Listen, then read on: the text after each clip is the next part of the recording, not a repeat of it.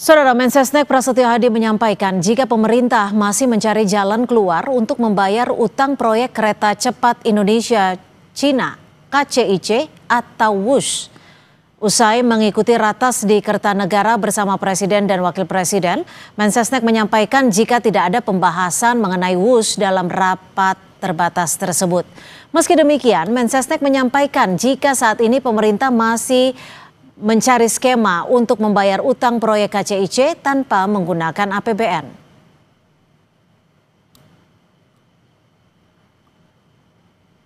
Satu pembahasan malam ini. Tapi beberapa waktu yang lalu juga sudah dibicarakan untuk diminta mencari skema supaya beban keuangan itu bisa dicarikan jalan keluar gitu. Karena faktanya kan juga bus kemudian juga menjadi salah satu moda transportasi yang sekarang sangat membantu aktivitas. Menteri Keuangan Purbayayudi Sadewa menolak agar APBN ikut menanggung beban utang proyek kereta cepat Indonesia-Cina (KCIC) yang dinamai WUS. Menurut Purbaya, seharusnya tanggung jawab keuangan proyek ini bisa dikelola oleh Danantara sebagai holding BUMN yang sudah memiliki kemampuan finansial dengan dividen hingga 80 triliun rupiah per tahun. Ini kan kayak sisi di bawah Danantara kan ya. Kalau di bawah Danantara kan mereka udah punya manajemen sendiri, udah punya dividen sendiri yang rata-rata setahun bisa 80 triliun atau lebih. Harusnya mereka manage dari situ, jangan ke kita lagi. Karena kan kalau enggak ya semuanya ke kita lagi, termasuk dividennya. Jadi ini kan mau dipisahin swasta sama government. Ya jangan kalau enak swasta, kalau nggak enak government. Saya pikir begitu ya Pak. Menkyu Purbaya menegaskan beban utang KCIC seharusnya ditanggung oleh Danantara, bukan melalui dana dari APBN. Lalu skema seperti apa yang sedang disiapkan pemerintah untuk menanggung utang kereta cepat WUS tersebut? Kita akan bahas bersama media Wahyudi Askar, Direktur Kebijakan Publik Selios, dan juga Fernando Hadityo Ganinduto, anggota Komisi 6 DPR RI. Selamat sore Bung Media dan juga Bung Nando. Terima kasih sudah bergabung bersama kami di Kompas Petang. Selamat sore. Sore Mbak Cynthia, apa kabar? Kabar baik, terima kasih. Bung Nando, ini kalau menurut Komisi 6 DPR RI sendiri, apakah alasan Menkyu Purbaya untuk menolak membayar utang KCIC melalui anggaran APBN sudah tepat menurut pandangan Komisi 6? Ya, terima kasih Mbak Cynthia. Yang pertama gini, kita harus lihat perspektifnya dari KCIC ini kan sebuah proyek yang memang sangat bagus dan sukses ya, dan ini juga merupakan suatu breakthrough juga yang dilakukan oleh pemerintah sehingga kita bisa mendapatkan proyek dari Jakarta ke Bandung yang begitu cepat, bagus dan menarik gitu. Namun kemudian memang di dalam perjalanan bisnisnya mereka KCIC itu memang ada beberapa hal yang membuat akhirnya KCIC ini mendapat beban yang berat sekali untuk membayar utangnya. Karena biar bagaimanapun Mbak Cynthia, dalam bisnis transportasi, yang namanya infrastruktur itu harusnya memang disediakan oleh pemerintah. Nah ini kan infrastrukturnya kan disediakan oleh KCIC sendiri. Jadi itu yang mengakibatkan akhirnya semua biaya menjadi membengkak dan utang segitu besar. Jadi kembali ke pertanyaan Mbak Cynthia di awal, bahwa memang yang dikatakan oleh Menteri Keuangan itu menurut saya sudah tepat. Karena memang hari ini kita udah banyak institusi lain seperti Danantara atau institusi lain yang bisa mendanai BUMN kita gitu. Jadi memang jadi saya rasa sih sudah tepat dan memang itu harus dibiayai oleh non APBN karena itu besar sekali dan itu bisa merusak fiskal kita gitu. Jadi saya sepakat sekali dengan Menkyu. Mas Media, ini penolakan Menkyu Purbaya dan meminta Danantara untuk menanggung. Kalau Komisi 6 menyebutnya sudah tepat. Apakah kalau dari Selios sendiri ini menilai sudah sesuai dengan disiplin fiskal? Yang pertama jelas saya sepakat, jangan korbankan APBN. Rakyat tidak studi ya pasti proyek yang penuh masalah seperti kereta cepat ini dibebankan ke APBN. Karena sejak awal proyek ini diklaim tidak pakai uang negara. Tapi kalau seandainya publik dipaksa menanggung pembengkakan biaya dan risiko utang, ini jelas melanggar prinsip keadilan anggaran dan melanggar prinsip kontrak moral antara pemerintah dengan masyarakatnya. Jadi waktu itu kan memang proses perencanaan proyeknya optimistis ya, dan kreditor menawarkan bunga pinjaman. Dan kalau sekarang dijalankan dan biaya bengkak, apa kemudian harus ditanggung jawab oleh pemerintah Indonesia saja? Ini kan kurang fair. Dan satu fakta lainnya juga, ini kan kebijakan warisan dari presiden sebelumnya yang dipaksakan tanpa kajian yang matang. Jadi ini konsekuensi dari keputusan politik sebelumnya yang mengabaikan rasionalitas ekonomi.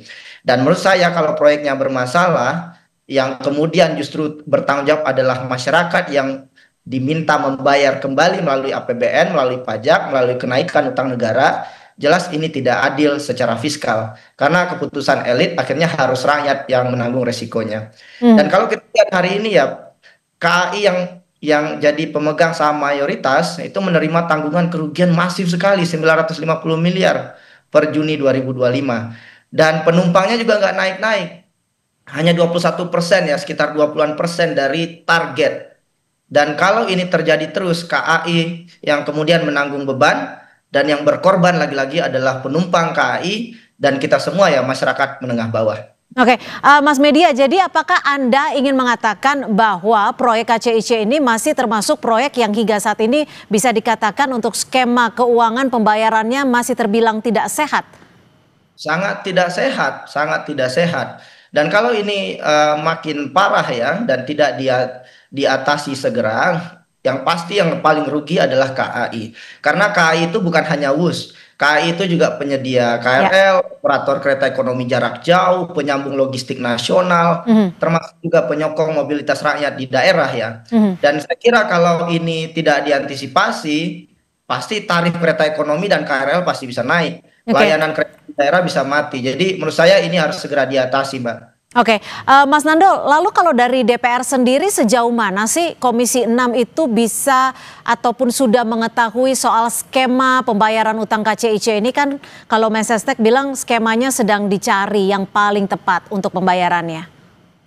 Ya, memang saya sepakat juga dengan Mas Media ya tadi ya, bahwa KAI ini KAI ini perusahaan BUMN yang menurut saya sudah transformasi luar biasa dari dulu sampai sekarang kan.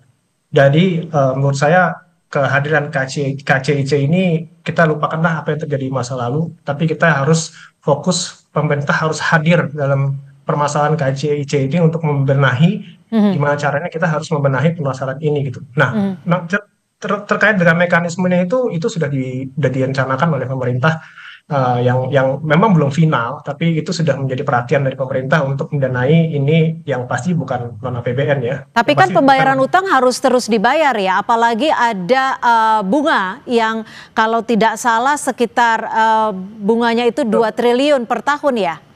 Betul. Kami di Komisi 6 dalam mengatasi BUMN bukan hanya KCIC aja yang harus bayar utang, Mbak Cinta. Jadi nggak usah khawatir. Kita juga banyak perusahaan-perusahaan BUMN yang terbelit dengan utang. Kita selalu berpartisipasi dan mikirin gimana caranya BUMN kita ini bisa menjadi normal dan menjadi untung gitu. Jadi tapi kalau catatan Komisi 6 sendiri, maaf saya potong Bung Nando, untuk kereta cepat WUS ini masih merugikah atau sudah memperoleh keuntungan atau seperti apa catatannya? Reportnya tentu masih merugi, dan ini kan kalau tentu masih merugi, dan bahkan di satu titik di mana kalau kita tidak selamatkan atau kita tidak memberikan strategi yang paten pada KCIC ini bisa bangkrut ini KCIC ini. Jadi ini harus menjadi perhatian kita.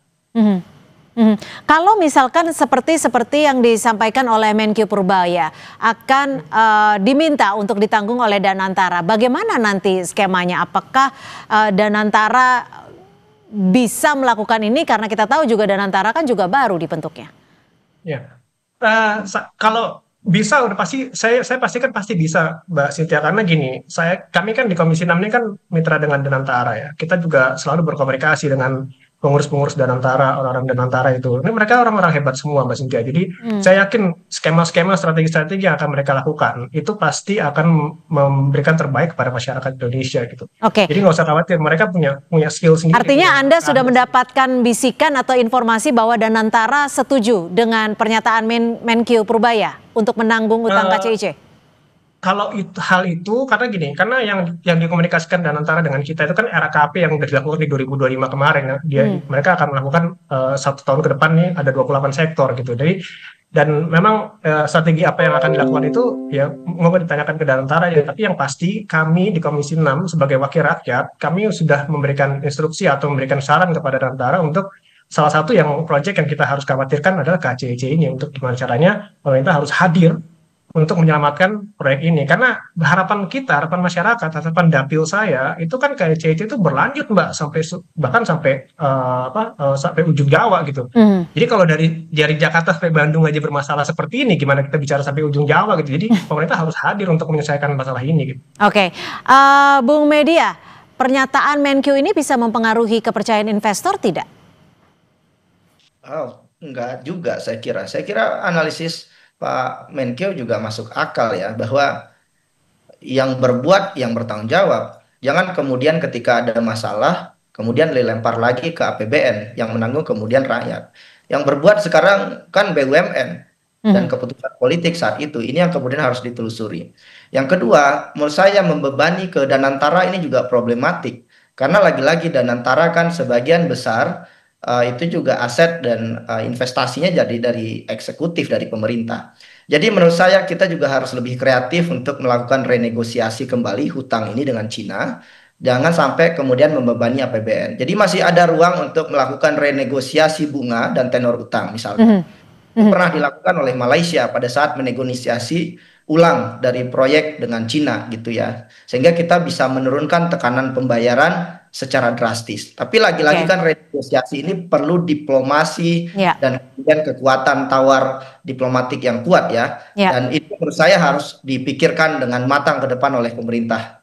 Oke, kalau dari perspektif Selyo sendiri, pernyataan Menkyu untuk menolak utang KCIC ditanggung oleh APBN, apakah ini memang sekedar kebijakan yang sesuai terkait dengan keuangan negara, atau ada unsur untuk menghindari beban politik? Karena kita tahu ini proyek kan diinisiasi oleh presiden sebelumnya. Yang pasti Menteri Keuangan kan bendahara negara. Dan menurut saya ketika proyek ini menggunakan APBN dan kemudian awalnya bisnis to bisnis dan sekarang dibebankan ke APBN, Menteri Keuangan kan harus bertanggung jawab kalau seandainya terjadi defisit yang parah dan kemudian APBN kita bermasalah. Jadi saya kira Menteri Keuangan menjalankan perannya untuk sebagai bendahara negara. Soal risiko keuangan yang besar terhadap BUMN, lagi-lagi ini domainnya eksekutif dan saat ini KCIC ya. Dan PT KAI untuk mencari jalan skema pembiayaan. Jadi pesannya sederhana, cari jalan keluar. Jangan kemudian ada masalah, kemudian lapor ke pemerintah dan minta APBN. Ini kan tidak adil sekali untuk rakyat sebagai pembayar pajak. APBN yang diambil begitu saja. Oke, Bung Nando, lalu bagaimana Komisi 6 DPR RI menjamin pengawasan untuk pembayaran utang ke China Development Bank ini dibayar oleh pihak yang tepat nantinya? Ya tentu saat ini kami sedang reses ya Mbak Cynthia ya. Nanti pada masuk sidang tentu kita akan kembali panggil. Tadi beberapa media juga saya udah menyatakan bahwa KCIC ini harus diselamatkan gitu. Nanti kita akan diskusi dengan mereka, nanti kita akan diskusi dengan Danantara juga bagaimana caranya kita harus menyelamatkan KCIC itu, apalagi KAI kita juga sudah menjadi kebanggaan dari negara kita gitu. Jadi ya insya Allah nanti kita telusuri lebih dalam gitu. Dan kami sepakat juga dengan Bung Media tadi bahwa memang ini bukan tugas APBN lagi atau bukan tugas rakyat lagi untuk mendanai ini semua gitu. Karena ini kita sudah mendapatkan, kita sudah mempunyai sebuah namanya Danantara, yang itu dimana mereka mempunyai aset dan mempunyai dana untuk mendanai gimana caranya BUMN ini bisa sehat lagi semuanya. Oke, Bung Media, utang 7,2 miliar USD atau sekitar 116 triliun rupiah.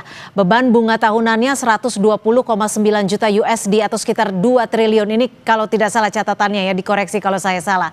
Skema pembayaran yang paling tepat menurut Selyos harusnya seperti apa agar tidak lagi-lagi rakyat yang dirugikan? Pertama, renegosiasi bunga dan tenor utang itu bisa dicoba. Yang kedua, mungkin bisa menawarkan skema debt for operation. Jadi Indonesia mungkin tidak perlu membayar sebagian kewajiban utang dalam bentuk kas, tetapi bisa diganti dengan hak operasi atau maintenance jangka panjang kepada pihak China. Tentu batasan tertentu dengan juga mempertimbangkan kemandirian dari sektor ekonomi kita. Kita juga mungkin bisa meminta kreditor untuk menanggung sebagian risiko, misalkan memberikan diskon tiket kepada WUS ini agar kemudian penumpangnya juga tidak mengalami. Jadi ada banyak cara Mbak sebetulnya, tapi lagi-lagi jangan pernah dibuka keran APBN untuk kesalahan pertimbangan bisnis yang kemudian dibebankan kepada rakyat. Oke, terakhir singkat saja Bung Nando, jika memang kereta cepat WUS ini terus merugi, skema ataupun target jangka pendeknya seperti apa? Gini, kalau kita yang pasti kami di Komisi 6 akan terus mengawasi dan terus menjaga gimana caranya proyek ini akan terus berjalan ya Mbak. Proyek ini kan proyek baru juga di Indonesia juga baru berapa tahun gitu. Jadi kita dan ini merupakan sebuah proyek kebanggaan negara Indonesia juga, kita mempunyai kereta cepat ya, kereta Bandung.